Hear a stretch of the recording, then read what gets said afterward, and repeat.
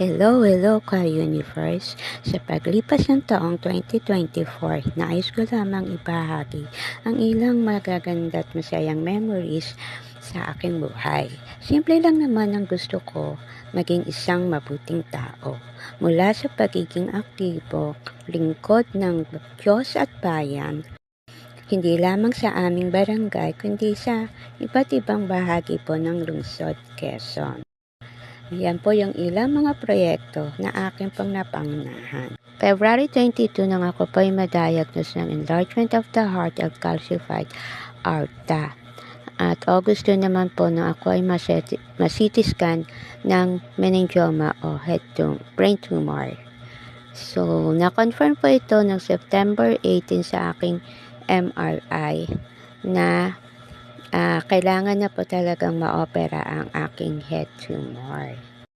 Sa kabila po ng lahat, ako pat ang aking husband ay sumailalim sa life retreat kung saan nakuha ko po ang bagong pangalan na Overcomer. At kami po ay nagpatuloy sa Victorious Life class. Garner, 4,550 up. Maraming 4,550 stars. Grabe, ang lalo ko.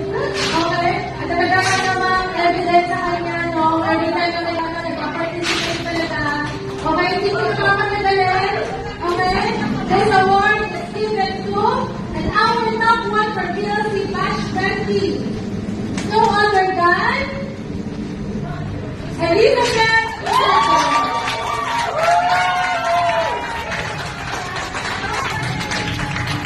Doon, pumunta ka! Pwede ba muna kayo ng mentors sa kaibigan?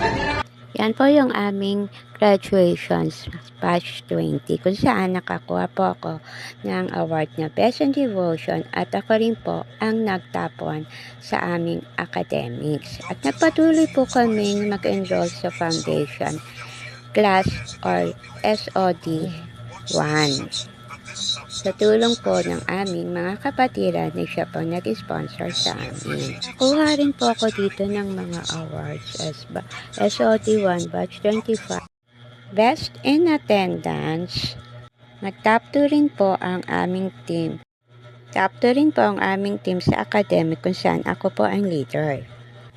Top 2 din po ako sa practicum.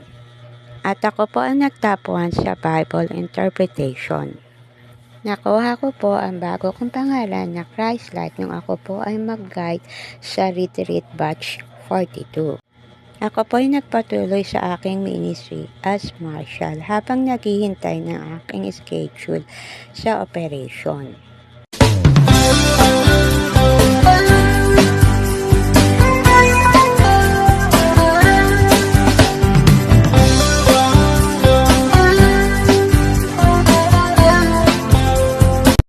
Inayos ko rin po ang lahat ng mga kailangang medical assistance, maging ng aking mga kapatid, aking anak, apo at ang aking asawa po at gayon din po sa inyong lingkod.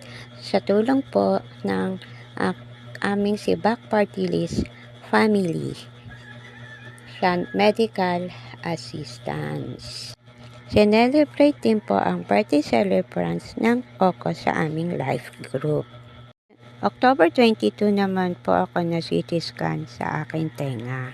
December 1 po muling nabuo ang aking pamilya na minsan po ay nagkaroon ng di pagkakaunawaan.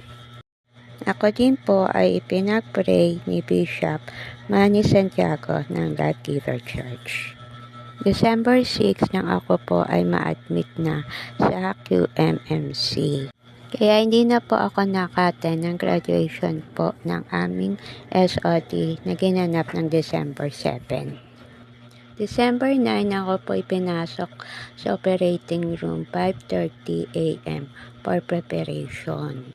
7:30 po ang actual time ng aking operation at 3 p.m. naman po ako nalipat sa ward after ko po sa recovery. Naging successful naman po ang operation. Salamat po sa Panginoon. 3 days after po na operation ay nakakaupo na po ako at walang anumang komplikasyon. Inalaw na po ako ng aking neurosurgeon at ng family med doctor. December 15 po nang ako ay nakauwi sa tulong po ng ating ambulance ng ating barangay.